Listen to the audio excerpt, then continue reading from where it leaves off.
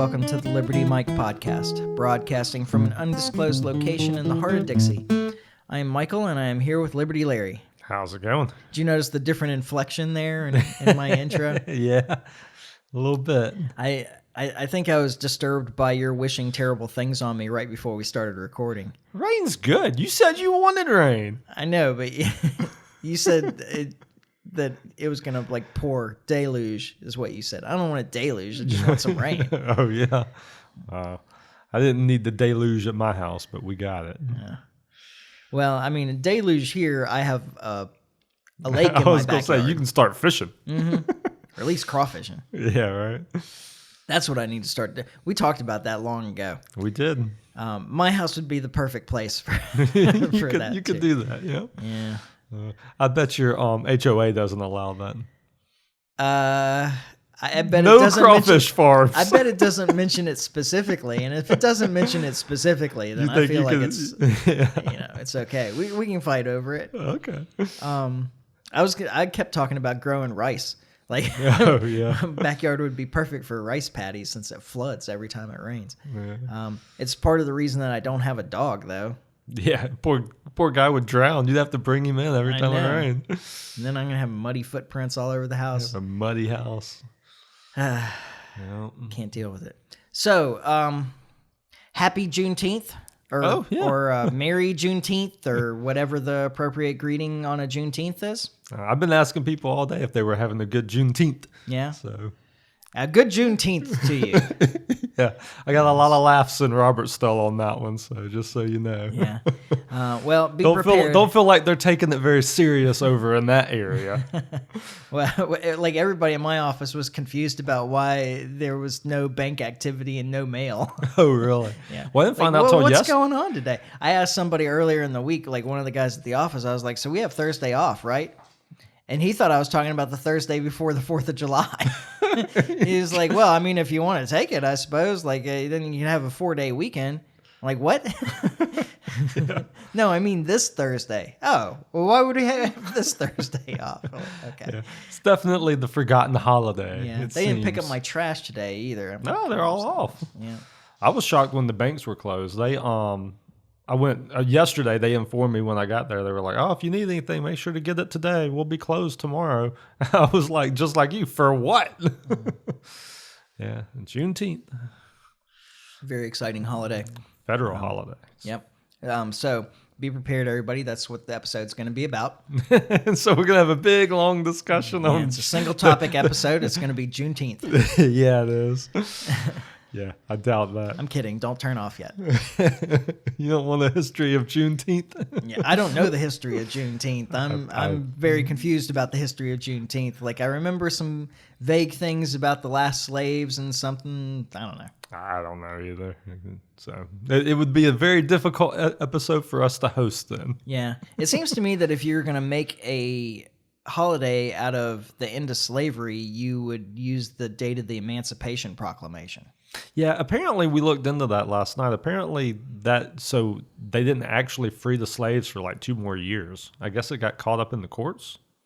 I don't know. I'm just talking out my ass here. But I swear we looked that up last night and that was the case. All right. Well, I mean, but that was like legally Yeah. Well, same thing with 4th of July, right? I was about to say, actually, it's the exact opposite of 4th of July, right? Oh, we is celebrate. We celebrate the document, the Declaration of Independence document, not the actual Declaration of Independence. Oh, okay, yeah. On July 2nd. Yeah. Where we legally said, yeah, that's it. We're done with done. you. Yeah. Yeah. So, all right, maybe it makes more sense than I thought. Yeah. Was it the Lee Resolution? It's Lee Resolution, right? Yeah. That's the because that's what 2nd. we always talk about, Lee Resolution Day. Yeah. Yep. I used to give donations to places of 2776. So 20776 actually, to commemorate the Lee Resolution. But it was only really because it saved me $200. Oh, is that right? Than celebrating the 4th of July. Oh, okay. Yeah. That's a good way to look at it. So it was a nice donation, but Not as nice as it should have been. Right. Maybe. So what else is going on in the world? Is there anything Well- going on this week that's worth talking about? That and only solely that? Yeah, so we talked about, the possibility of war with Iran on the last episode and how Trump needed to stand firm, make it very clear to Israel that if they did this, they were on their own and so on and so forth. And then 2 hours after we finished recording, you sent me a message that Israel was attacking Iran. Yep. And I was like, damn. Can't even get the podcast out. Yeah.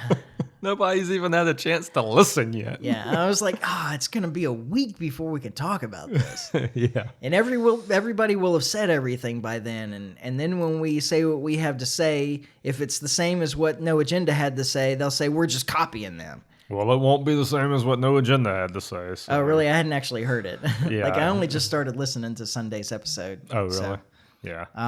I mean, there was some part of it that they had brought up that I was like, yeah, that's what I was going to talk about. Damn it. Well, maybe. Maybe, I don't know. Maybe you're more on the let's go bomb Iran campaign than I think. No. I'm definitely Maybe not. you're on the more this is a justified war. Yeah. I mean, maybe this Is that what podcast they're- is going a different direction than I think it is. Is that what they end up saying? Man, I'm going to get angry listening to that episode. I'll say it to you in private later. There's no sense in bringing it. I love the No Agenda podcast. I'm not. Oh, I highly recommend it, but they're more friendly to Israel than we are. Yeah, it's the boomer thing. Must be. It's boomer propaganda. They've had their entire lives Right. being told how important Israel is to us. Yeah.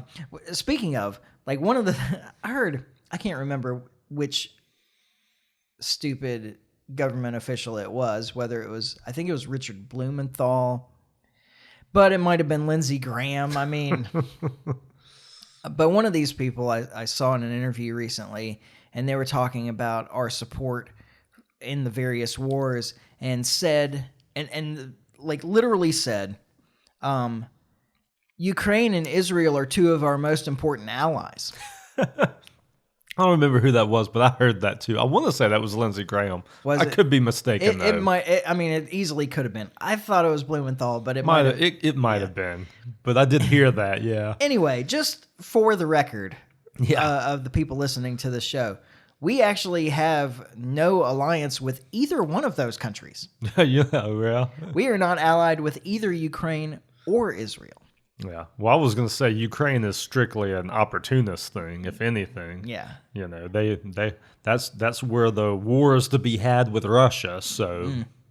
Yeah, that's certainly true. Our chance to weaken Russia, who we've now made more powerful economically and militarily.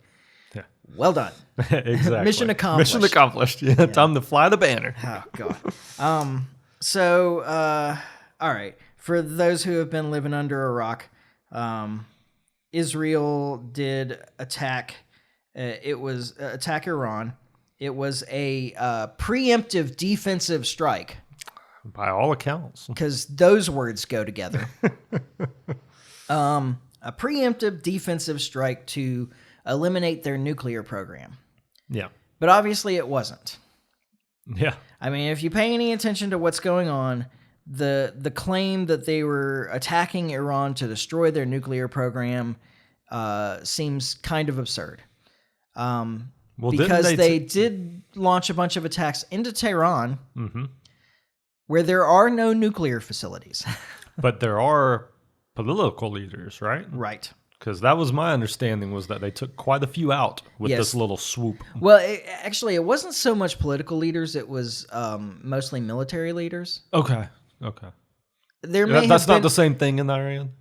no. Okay. All right. There may have been some political leaders in there too, but I think at least the claim was that they were only striking military targets. Okay. So Of they course, were hitting the military leaders. I mean, that makes sense. I would try and make the case that that nuclear scientists that are working on civilian nuclear programs are not military targets. leaders. Yeah. And people that were negotiating with the U.S. delegation, Yeah. also not military targets. Yeah. And this is the thing that drives me crazy about this. Okay, like for our point of view, for our country here Yeah.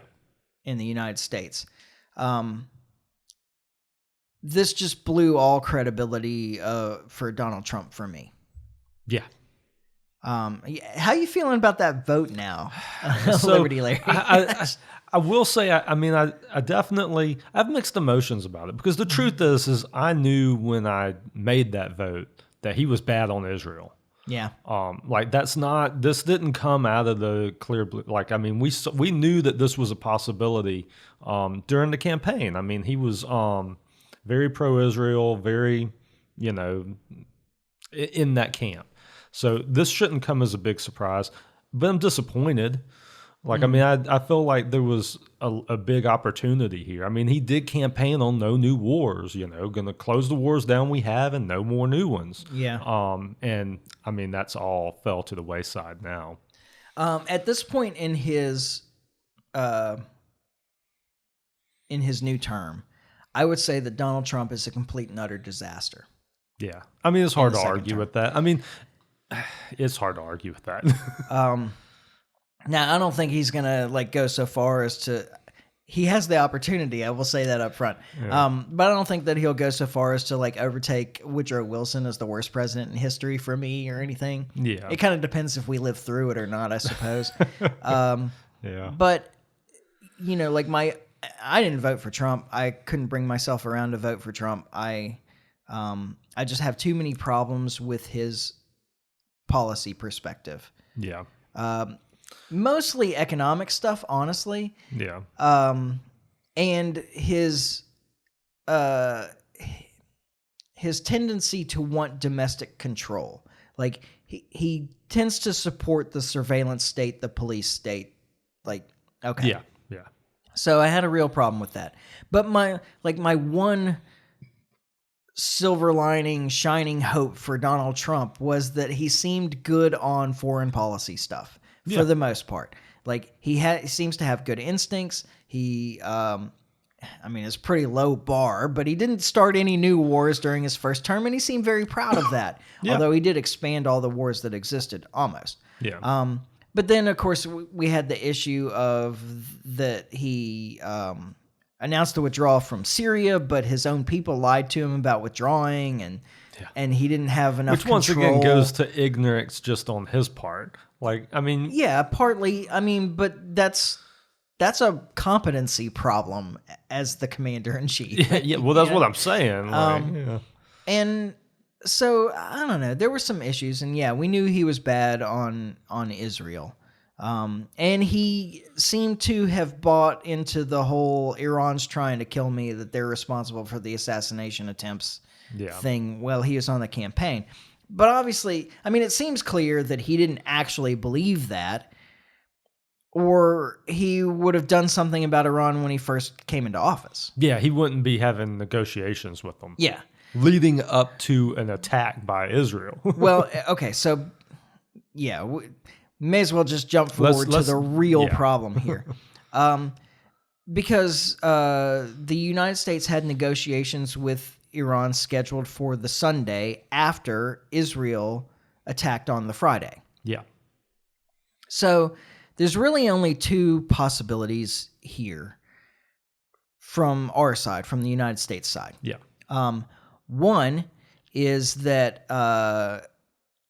Trump was completely impotent in terms of controlling Netanyahu and preventing him from making a strike, even though we were negotiating in good faith. Yeah. Which is a real problem. Yeah, it is. And what's more is that then after the fact, initially Rubio denied that we had anything to do with it or any knowledge of it, but then Trump quickly jumped on the bandwagon and claimed credit for planning the damn thing. Yeah, exactly. Pretty much. As only Trump can do. Yeah. So that's a problem anyway, and that possibility wouldn't totally. Well, here's the other possibility. Let's and we'll float talk the about other one. Yeah.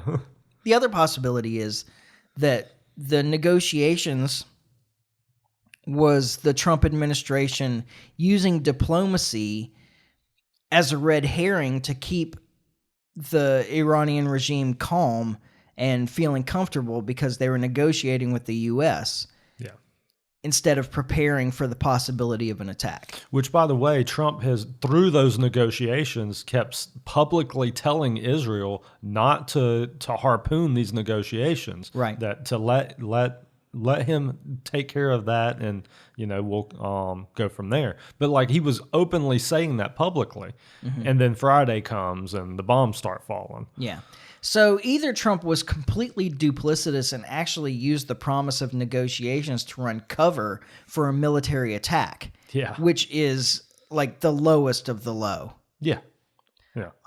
Or he was completely incapable of preventing supposedly our satellite in Israel from launching an attack while we were trying to negotiate with Iran. And instead of admitting it or condemning Israel or anything, he couldn't stand to admit that he wasn't in complete control of the situation, and so therefore took on the position Jumped on the bandwagon that we were that it was all part of the plan. Yeah.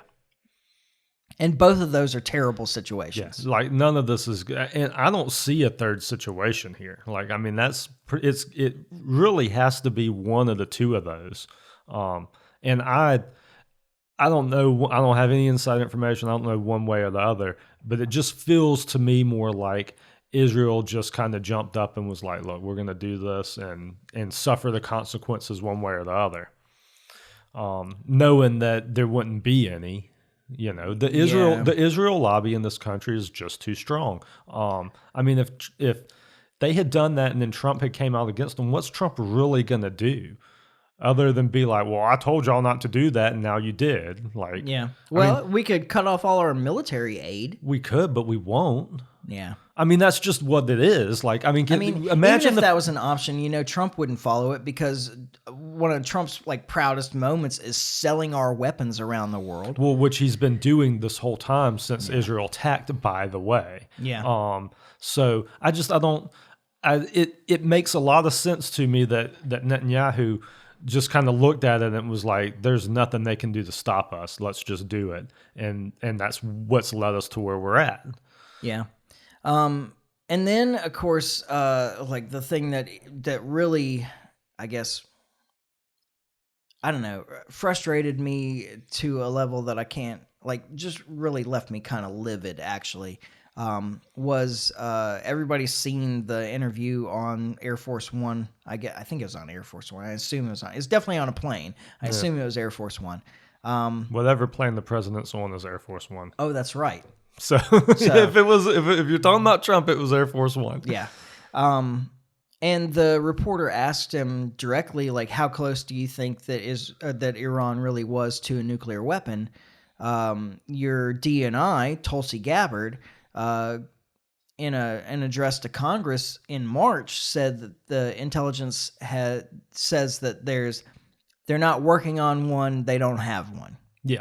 And CNN has reported, actually, that in the last 2 weeks, roughly, there's been another intelligence assessment that has come out that has reaffirmed that position, that Iran does not possess a nuclear weapon and is not working on one. Now, the reporter didn't present that part. She just presented the Tulsi part. Tulsi said in front of Congress just a couple of months ago that Iran doesn't have and is not working on a nuclear weapon. And Trump said, I don't care what she said. Yeah. My own people. Yeah. The DNI that he pushed so hard for because he could trust her. Yeah. Yeah. Now, Tulsi's in a weird position right now.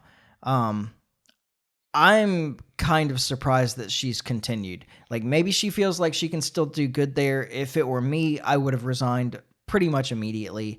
Yeah. Because I would have thought, well, the president doesn't trust me, so there's nothing I can do here. If you're just going to listen to the same old people that lied to you before, then there's no sense in me being here. Yeah. Yeah. And that's that's kind of the thing. I have heard that there's talk of the administration removing her too. Oh, yeah. That's been out there. Yeah. I mean, it's all just rumor, but that talk has been out there. What cause would they cite as a reason for removing her? Because I have no clue. Because but she disagrees with the president? my guess would be that. Yeah. Oh, that's good. I mean, Okay. that's the only thing. I'm just completely speculating this on that part. But I mean, but it would make sense because the administration has taken another path against what their DNI has, against the information that the DNI provided. Yeah, it's amazing to me, like, okay, it was just a single, like, comment, I guess, but it was amazing to me just how carelessly he just kind of shrugged it off. Yeah. Well, Like, and that's, well, I don't believe that.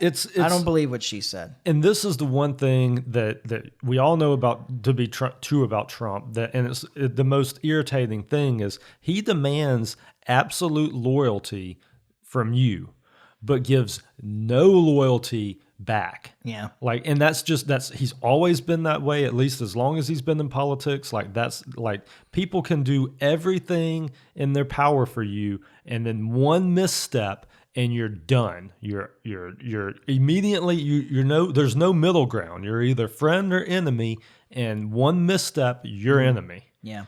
Well, we talked last week, I think it was last week anyway, that we are involved with two countries, Ukraine and Israel, who desperately need U.S. military support. Yep. And will do whatever it is that they feel like they need to do to gain U.S. military support. Keep it and get more. Yeah.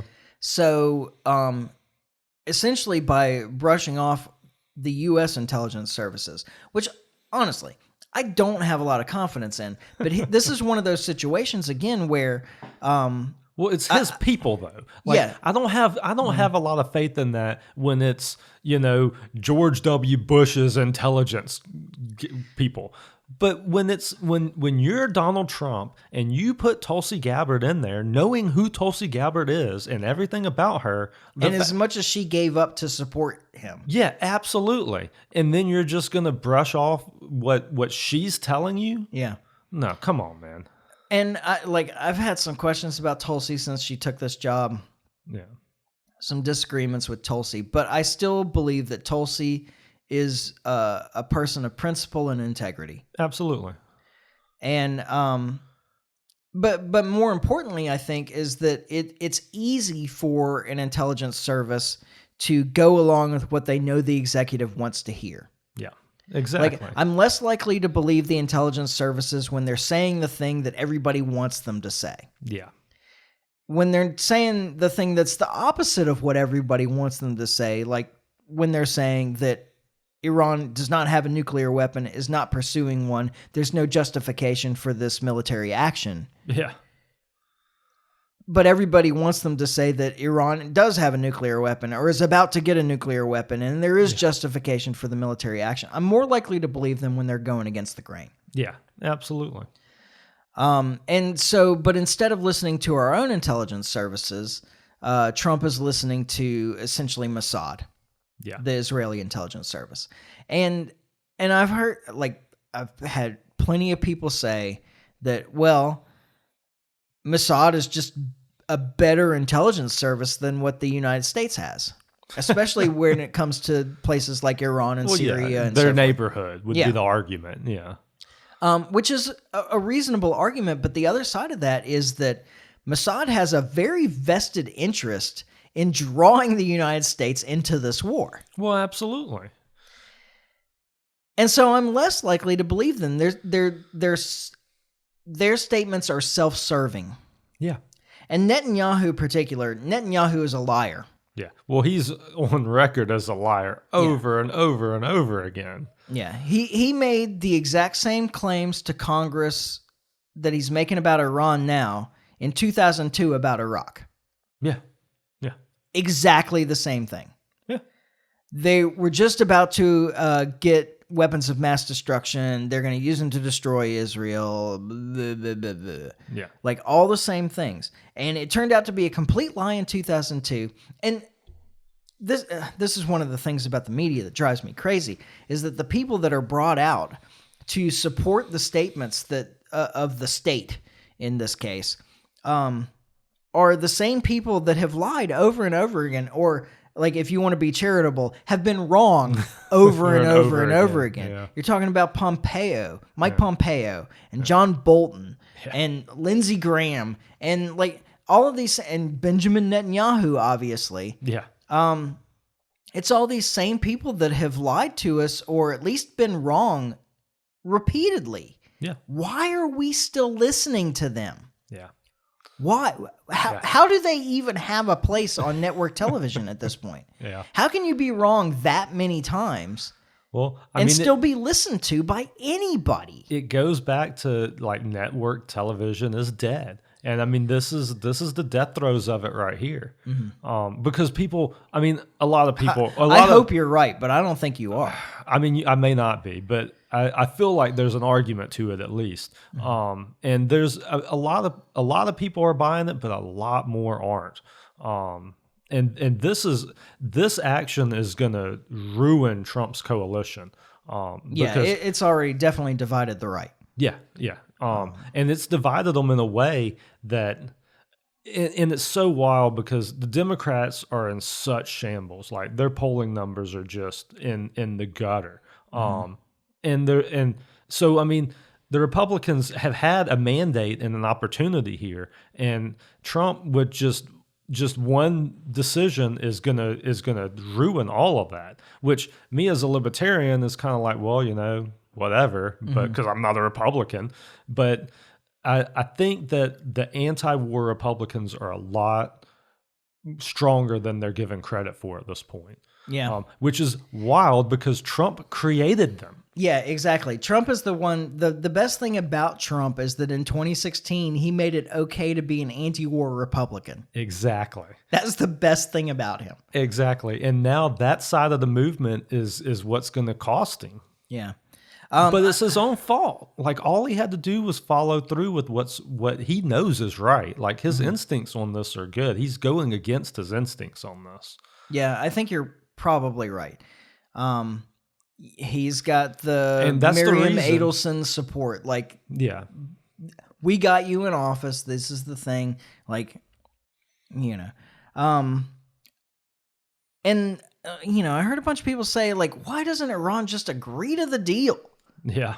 You know, well, okay, there's a couple of things about this. I mean, we talked about it last week in the sense that when you're saying this is the deal, sign it or we're going to attack you, it's not really negotiations. Yeah, exactly. I guess in the loosest sense, it's negotiations, but the attempt at coercion in that way, it's just threats. It's not negotiations. Yeah. The other part of that is that the negotiations were a non-starter. We want to completely eliminate your nuclear program. They have every right to have a civilian nuclear program, nuclear energy program, which is all they have ever pursued, really. Yeah. I mean, you know, the intelligence assesses that in 2003, they stopped their research into the possibility of pursuing a nuclear weapons program. Yeah. And have never started that back up. Yeah. And it would just be like, there's fair evidence in this theocracy that the statement by the supreme theocrat that we will not pursue weapons of mass destruction because it's against the tenets of Islam is irreversible.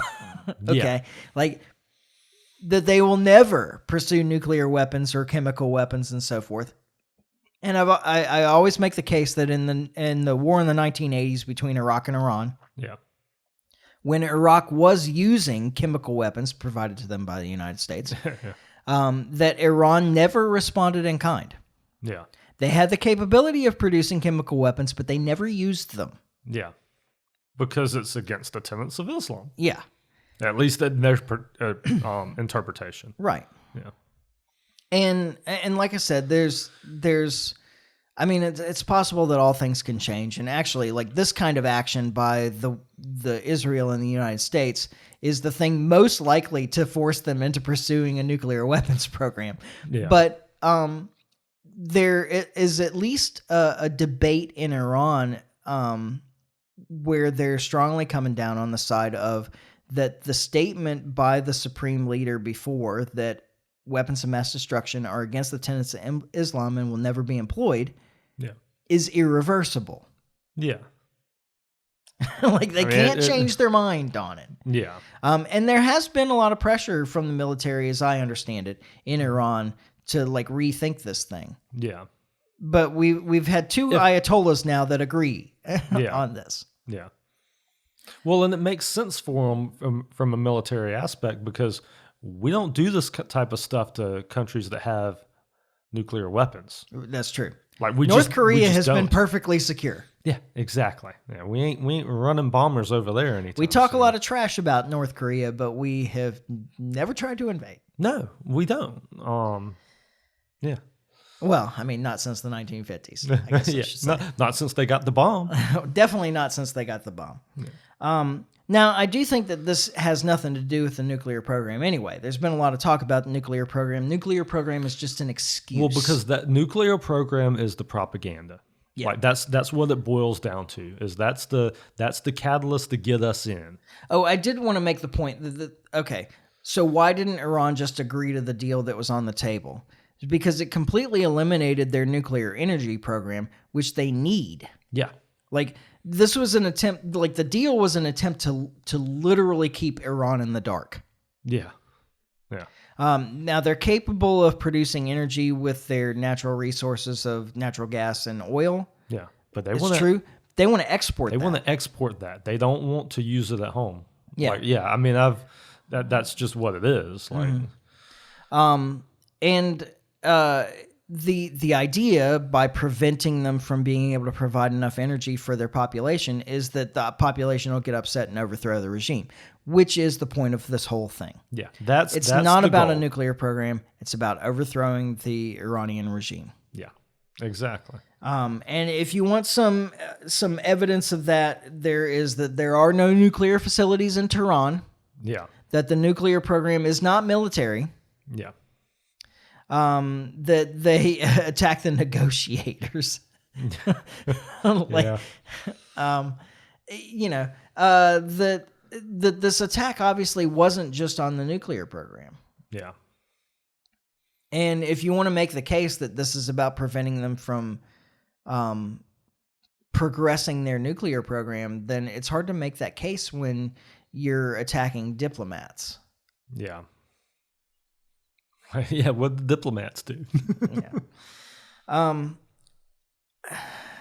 Like this whole thing makes me pretty depressed, honestly. I'm feeling pretty black-pilled right now. Yeah. I'm so frustrated with this, and it amazes me how the press deals with this thing. So, like, I was watching a news report the other day, and they were going on and on about the Iranians attacking Tel Aviv, northern Tel Aviv, and this blatant disregard for civilians.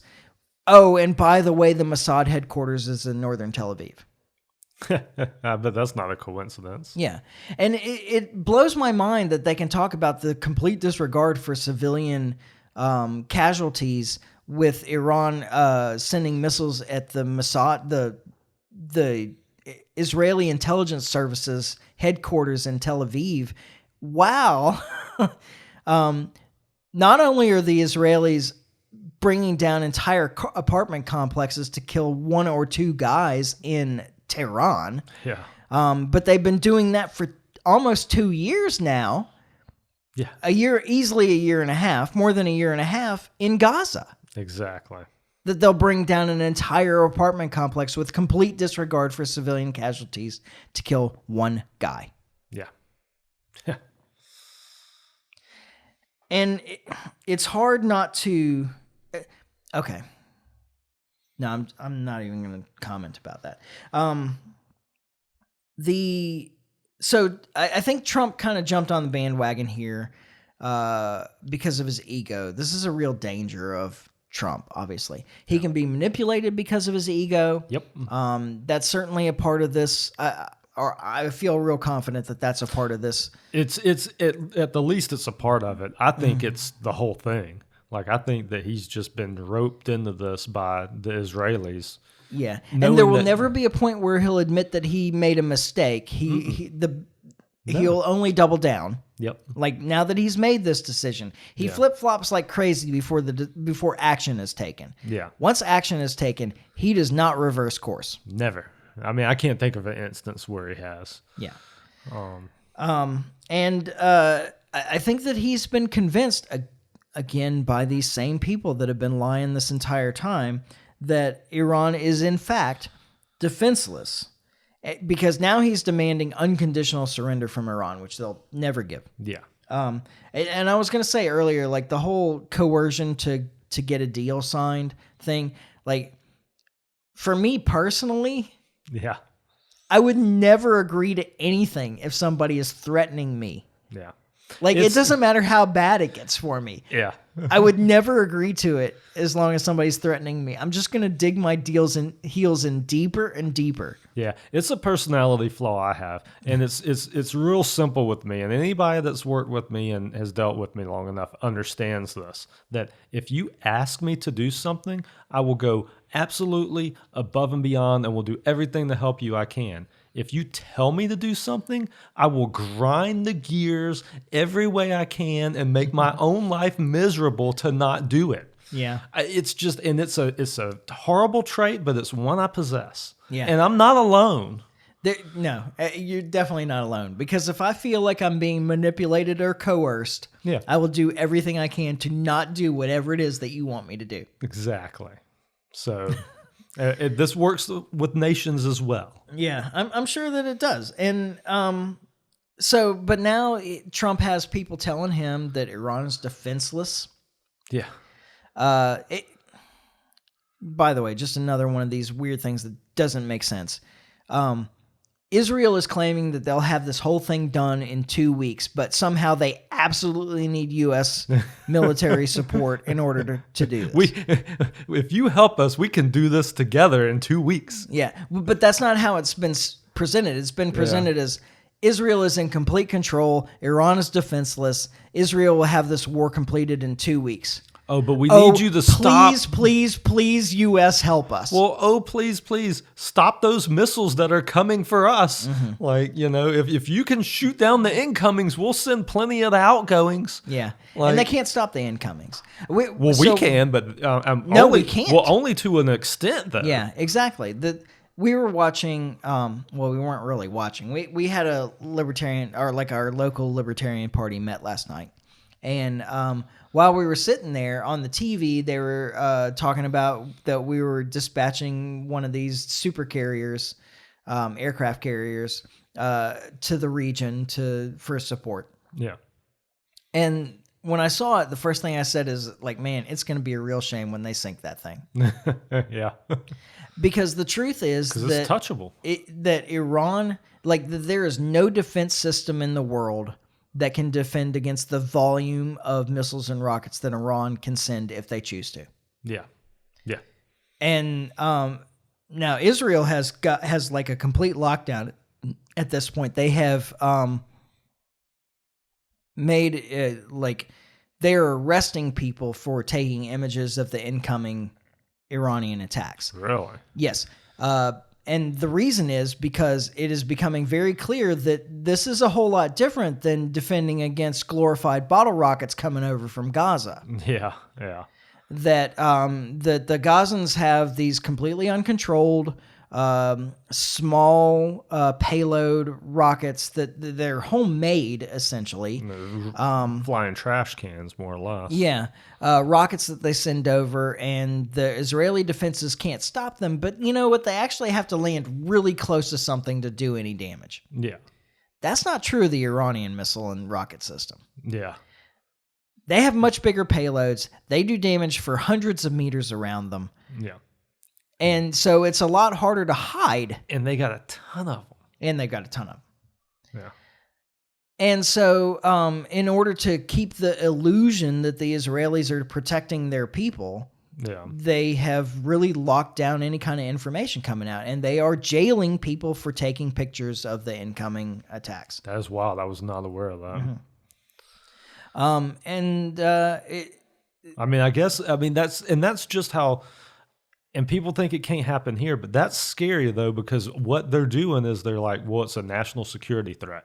Like I guarantee you, that's the argument from the Israelis, the government's perspective is, we can't let the other side know what kind of damage they're doing or whatever. Yeah. And it's and they're just calling it a security threat. And, next thing you know, you took a picture and you're in jail. I can't imagine. That's just wild. So these people that are telling Donald Trump that he believes apparently that Iran is defenseless now and that they can't stop any attacks by anybody and so on. These are the same people, I just want to remind everyone, that 2 years ago said that Russia was running out of ammunition. Yeah, I remember that. 2 years ago. Yeah. Who's running out of ammunition for real, though? Yeah. Well, and this is one of the things. Like I watched an interview with Ted Postal, Dr. Ted Postal. Yeah. He's MIT, I think. I might have that wrong. But he's a specialist in this kind of these kind of armaments and the like how effective they are and so forth. And he was saying, all right, so here's one of the problems that for every missile that Iran sends, Israel, in order to intercept it, has to send 2 or 3 of their own. Really? Mm-hmm. Yeah. And so, like, just think of that this math in terms starts of, to get rough real quick. Just think of this in terms of an attrition war. Besides the fact that there's like 10 million people in Israel and nearly 100 million people in Iran. Yeah. Like, once again, like the math ain't in your favor. And so even the New York Times recently reported, like a couple of days ago, that Israel is looking at running out of interceptor missiles within a couple of weeks. Yeah. Well, hopefully they'll have it wrapped up by then, right? Oh, right, exactly. But Better they hope won't. so. They won't. No, well, of course they won't. This is, it's like the same people are out there saying, same as they did in 2002, that this is going to be a cakewalk. Yeah. That this is an easy win. Oh, no problem. The Iranians can't stand up to us. And what's worse about it is that Iran is much bigger than Iraq, more capable and more technologically developed. Well, and that's the more capable is the real thing. Like that's what everybody seems to just kind of forget about here is this isn't Iraq. I mean, and we did, and truth be told, I mean, we went into Iraq and overwhelmed it and took it over pretty quick. It was what happens afterwards that was the problem. Well, that's true. I mean, and that could be the case here where maybe we can go in and overwhelm Iran and, take it over pretty quick. But then what do we do? Yeah. I don't think that we can do it as cleanly as we did in Iraq. I don't think we can either. And the other side to that is there was an appetite for it when we went into Iraq. Iraq is mostly open desert.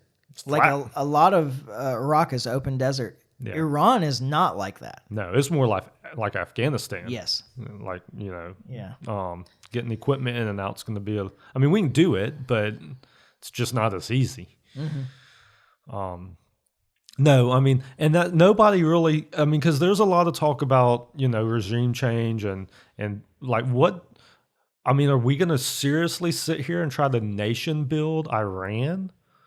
It's just was it even months ago? It was just a few weeks ago, really, that we were praising Trump on this podcast for his comments about the neocons' attempts at nation building and what a failure they were and how we wouldn't do that kind of thing anymore. Well, I mean, it's astonishing. And it's all a lie. Apparently.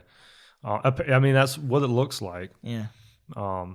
I don't know what the escape hatch is. I can see you here. still wanting to defend Trump, like you want to. I can see it in your face. Well, I just want him to do better. Like that's what you're seeing. Come on, man, do better. I'm just disappointed. Like and just like you were saying, like it wasn't that long ago where he was saying all the right things. Mm-hmm. But you're right. I mean, it's probably just a lie. I mean, I do think that's where he's at. Like that is his default. Yeah.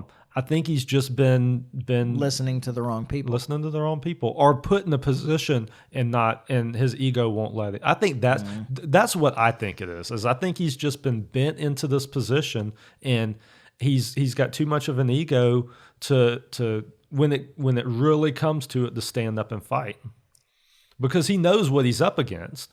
Yeah. I mean, he knows a winnable fight and a not winnable fight, and going against the Israeli lobbyist is a losing battle. Yeah. And he knows that. Especially in the face of the whole Republican Party Yeah. or the Democrat Party, frankly, that are both dependent on that money. Yeah. I mean, he knows that's a fight he can't win. And that's a fight he's not willing to have. I mean, there's been no time has he ever been willing to have that fight. So, Yeah. it's just a bad situation. Well, I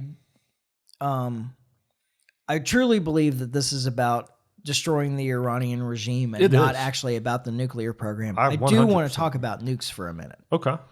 Because I think that this is really important. First off, Trump posted an email that he got from Mike Huckabee. Oh, I saw that. Yeah. Just shiver saying that name. Sounds like some bunk ass weed. And who is currently the ambassador to Iran. I didn't realize that till I read that message you're talking about. But yeah, he is. Yeah. And Huckabee invokes Harry Truman in the message, who was, of course, the president that made the choice to drop the atomic bomb on Japan. Yeah. And the use of the term unconditional surrender from Trump, which is what the U.S. was pressing Japan for at the time that they decided to drop the atomic bomb. When we started nuking them. Yeah. This frightens me. Yeah. Now, I don't think that it's necessarily a harbinger of like us using a nuke on Iran. That would create so many problems that hopefully people are like looking at that and going, yeah, do we want to provoke Russia and China and everybody else in the world about for the second time in history, or third time? Third time, yeah. Really, I mean, third bomb. The third bomb, yes. Second event. Yeah, fair enough. In history that the United States is still the only country to drop an atomic bomb on another country. Yeah. And of course the atomic bombs are much different. Not what they used to be. Yeah. The atomic bombs that were dropped on Nagasaki and Hiroshima are essentially the trigger of current atomic weapons. What we use, yeah. Yeah. But you can already hear the justification for it. Mm-hmm. I mean, they were going to get a nuke, so we decided this was a preempt. I mean, the same argument they're using now is what they would use if we used a nuke. Yeah, it's true. And there's no way it can be justified. Well, no. What they're doing now can't be justified. My phone with me. Yeah. I've got to go get this quote. I'm sorry. I can't let it go. Keep talk, man. Talk about anything. I don't care what you talk about. Just talk. Talking to the microphone. I got nothing. You know, every time that's what's going to happen. I don't understand why, though. We've been doing this for like 6 years now. I don't understand. Shouldn't you be comfortable enough in front of the mic to be able to fill time while I go pick something up? Yeah. Okay. And it's going to take me a minute to find a quote too. So, you know, take it away. Take it away. Yeah. Gary. It's a long quote. So, it should, hopefully it'll stand out in my giant list of quotes that I have on my phone. But it's not, or, oh, wait, here we are. Yeah. So, now this is from Enrico Fermi, who was one of the physicists involved in the Manhattan Project. Okay. And he said of the atomic bomb, by its very nature, it cannot be confined to a military objective, but becomes a weapon which in political effect is almost one of genocide. Sorry, practical effect. Practical effect is almost one of genocide. It is clear that the use of such a weapon cannot be justified on any ethical ground which gives a human being a certain individuality and dignity, even if he happens to be a resident of an enemy country. The fact that no limits exist to the destructiveness of this weapon makes its very existence and knowledge of its construction a danger to humanity as a whole.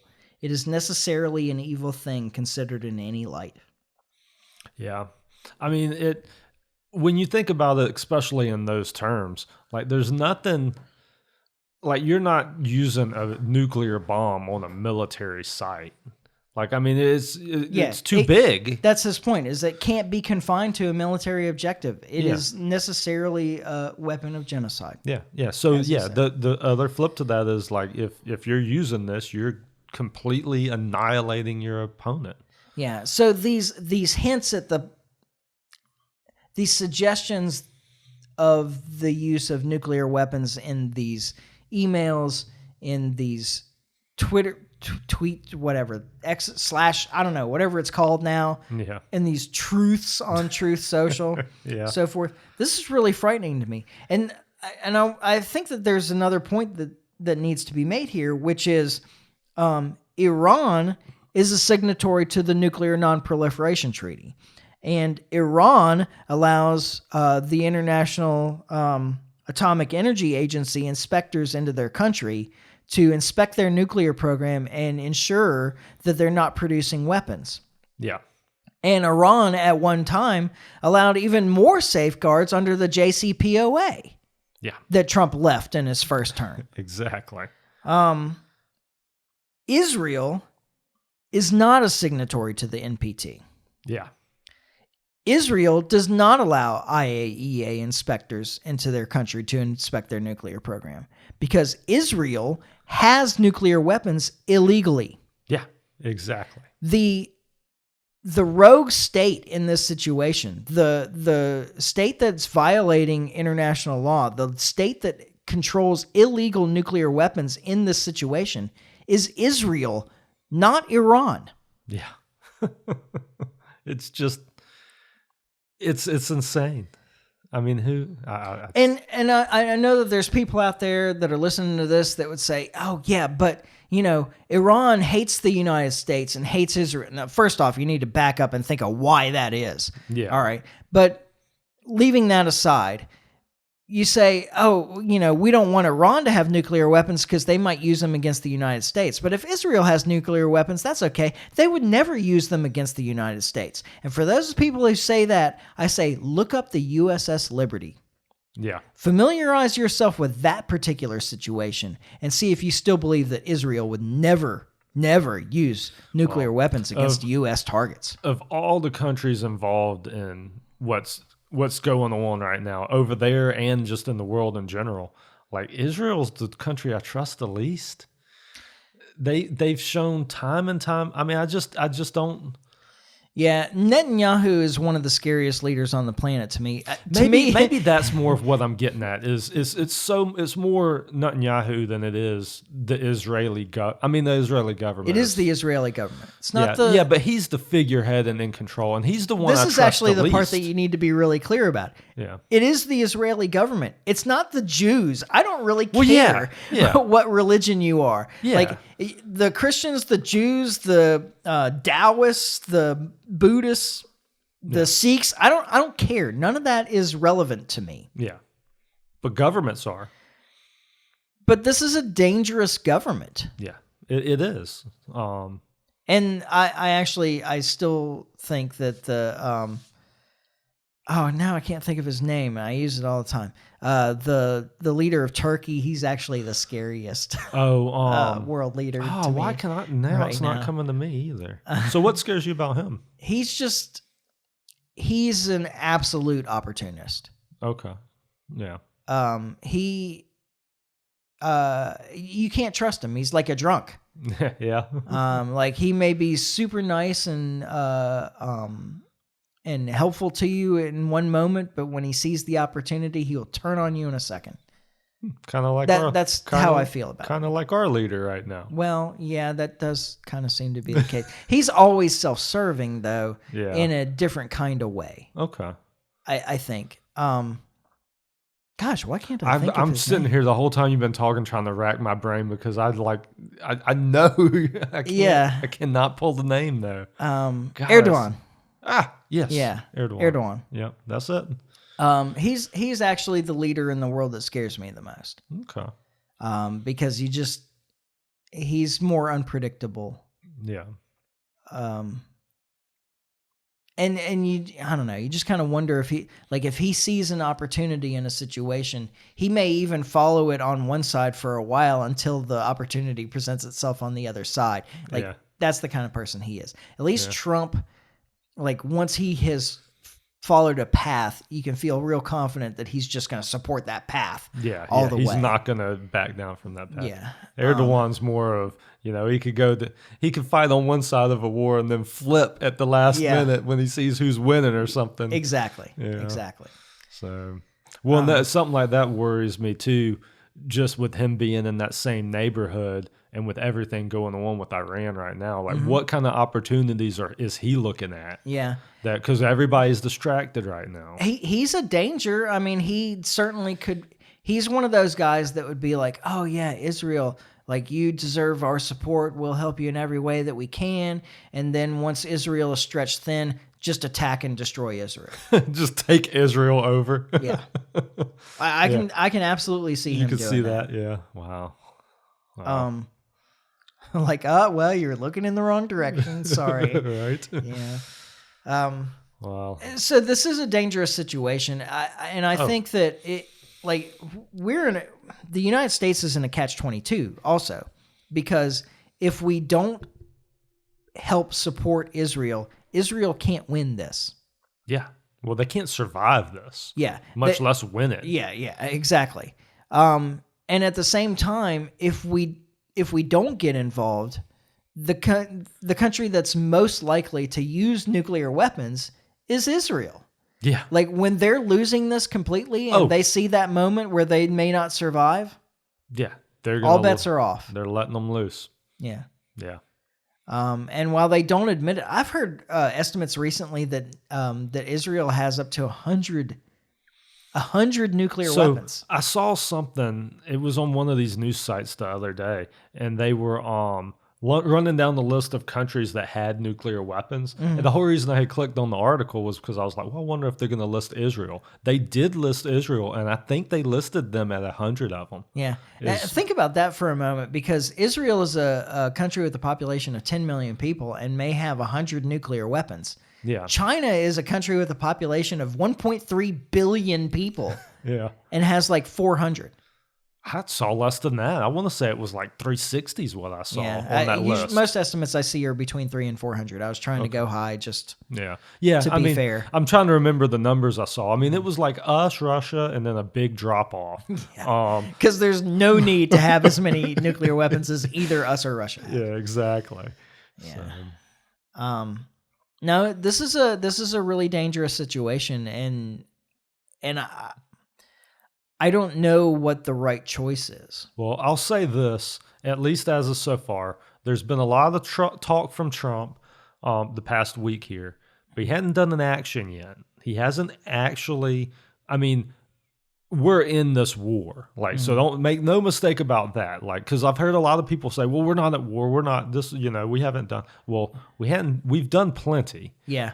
Well, okay, so it's the same people that say just because we're providing all the weapons and support for Israel doesn't mean that we're a part of this war. While at the same time, they're saying any attacks out of Hezbollah or Iran's proxies. Or Iran's proxies in Iran is a part of this. Yeah. I don't know. Yeah. Well, exactly. So, I mean, we're in this. Hamas, that's what I was trying to come up with. Okay, yeah. I mean, we're definitely in this. I do hope, with us not having actually sent anything over yet, as far as like we haven't actually bombed Iran yet in any way, that maybe there's some kind of way to off ramp here. I mean, I'm not hopeful. I wish that I could see. I'm not optimistic. That I can imagine a hopeful, situation where Trump was like, yeah, I've had some more time to think about this. I've gotten a little bit more information from my advisors, and we're going to do things differently going forward. But I just don't see that happening. I don't particularly see that happening. But I would. I mean, there's still a chance that Iran can capitulate in some way to make Trump say that we won. The Israelis will never be happy with it, but enough to de-escalate this thing and back it down before it gets out of hand here. But I'm not I'm not very optimistic about that. Like I don't, but I hope. Like I Yeah. am hopeful. I mean, we'll see in the next few days. I'm surprised that with all the talk that Trump's had, that something hasn't already happened. Yeah. Our opportunity to de-escalate here was for us to say, after Israel attacked, to say, we are not supporting this. We will play no part in this. Yeah, That would have been the best way, because then Iran would have responded, because they absolutely had to. yeah, And it could have been like, what was it, a year ago? This was about a year ago, right? That Yeah. they had their little well, exchanges. yeah. Well, and and it honestly, could have de-escalated from there. yeah, and honestly, I think because I remember when they sent all of those missiles over and they were all shot down, and it was the big hurrah! Look at what we did, and everything kind of settled back down. I do think that was a warning from Iran, though. That It was. That They we- did get through, because Did some the get media. through? Oh yeah, the Yeah. media stories were like, oh well, everything got shot down, but that was a lie. yeah. It was just a lie. As I remember it, not much got through. Like They it's- didn't do a lot of damage, but they got through though. but they got through. I gotcha. Yeah. And it was just a show like, we can defeat your defenses. Yeah, yeah. We can send over more than you can stop. Mm-hmm. Than we can stop, because we're just as much stopping them as they are. That's true. And I go back. I'm going to go back to this again. That it just irritates me that with the military power that we have, that we always use it to pick a side and go in, and not to just use it to be like, stop it. We can stop missiles from both directions and figure it out. Well, that's the thing that's really strange about this, is that Trump could have made the same approach that he did with Pakistan and India, Yeah. Yeah. which is what you're talking about. Exactly. Like, we have the military power. We're stepping in and we're saying, like, you guys need to figure this out right now. Yeah. No more bombs. You shoot all the bombs you want. We're just going to shoot them down. And, we're the big dick in the room here. Like, we can stop this, and we're going to figure this out diplomatically. And we can do this with Israel and Iran too, but we can't do it the way we're doing it. Yeah. Well, we've already taken a side as the problem. There's no way. Putin said, I can mediate. The truth is it could. Yeah. I mean, he's got more right to mediate in this than the United States does. That's for sure. No, without question. I mean, Russia supports Iran, but not in the same way that the U.S. supports Israel. No. And that's another point to be made clear here, is that Russia and China have both made it clear that they will not tolerate the destruction of Iran. No. Yeah. I mean, this is once again the wrappings of World War III. All of the big powers can get pulled into this. It's not, Russia and China are sitting on the sidelines right now, but they won't, there's only so much they will tolerate as far as this goes. Yeah. So it's not good. Colonel McGregor put out a statement saying what needs to be done. Yeah. That's worth looking at. And I can't remember. It was like a 5-point thing, but it's worth looking at for people, because it is a de-escalation plan that could be followed. That could be done. And is essentially for the U.S. to call an emergency meeting of the Security Council, the major powers step in and enforce a ceasefire. And then, of course, like a bunch of other things, release the hostages out of Gaza and Israel, and, like a few other things. But the main points of it were like that the major powers in the world, and let's be honest, like Iran is one of them in Asia. Yeah. Well, yeah. But the major powers in the world, and he's talking specifically U.S., Russia, China. Yeah. Need to step in and work together to enforce a ceasefire on this right now. Yeah. Yeah. We'll figure it out diplomatically over time, but right now, like, everybody stops. Everybody puts their weapons down. Yeah. Yeah. But they won't. Nobody will do it. No, because like I say, us in particular, I think we're the biggest culprit of this. Is just like you said, pick the side. Mm-hmm. So, I heard just like one last little thing. and I hesitate to bring it up, but it just really bugged me listening to No Agenda. And they were just ridiculing the idea that Christian Zionists had anything to do with any of this at all. Yeah. And like, oh, how ridiculous that is. That there would be some kind of religious motivation for a war in Israel or whatever. And now part of it is I think Adam Curry is great.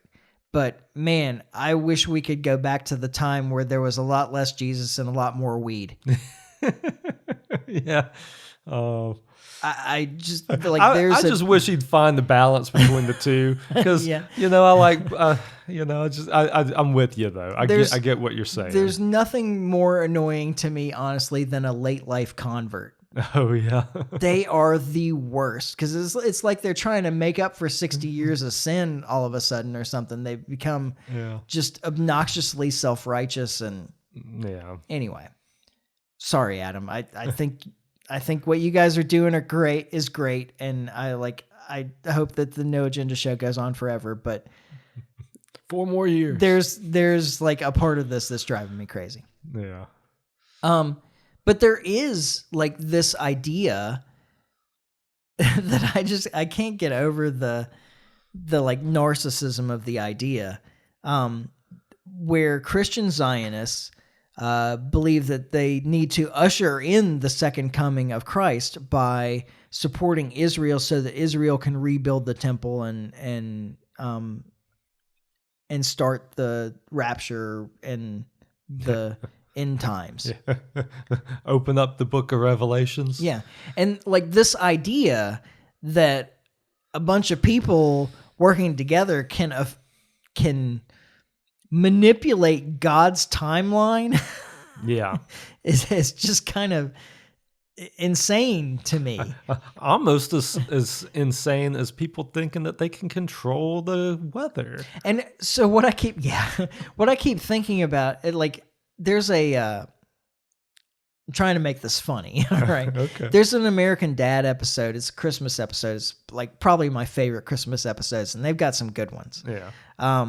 Where Stan ends up dying while he's on the quest to find the perfect tree, and he goes to heaven, and he's trying to fight for a second chance on Earth, and he steals a heaven gun because they can kill anybody, and why do we have these again? And anyway, in like one of the last scenes, he enters God's office, and he asks God for a second chance, and God refuses, and Stan threatens God with the gun. Yeah.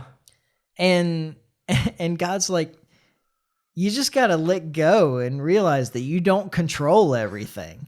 Yeah. And Stan's like, what? I don't do that. And God says, you're literally holding a gun at the head of God. I can't even think of a better metaphor. Yeah, right. Oh, man. Anyway, that's what I keep thinking of when I Well, this episode definitely reminds me of the Futurama episode where Bender is floating through space. Oh, yeah. Yeah. Yeah. There was what was the quote that when he's talking to God, and I can't remember now exactly. Well, set it up. I might be able to. Where he's floating through, and it's after it's after everybody's dead on his body or whatever, and he's floating through space, and he's like, oh yeah, I was a god once. He said, I saw you were doing really good until everybody died. Everybody died. Yeah. Yeah. Yeah, but it's something about there's only so much you can do even as a god or something. I don't remember now. Yeah. Exactly. Well, he says something like, if you do it right, well, nobody will know that you did anything at all. Yeah, that's what it was. That's the one. Yeah. I like that. I was like, yeah, if you do it right, nobody will know you did anything at all. Yeah. I love that.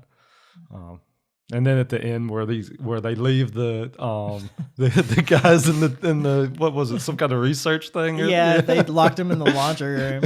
And Fry's like, oh well, they're gotta let him out. No, he won't. God won't do anything for you. He told me so himself. Yeah, exactly. We don't help them, nobody will. Yep. Yeah.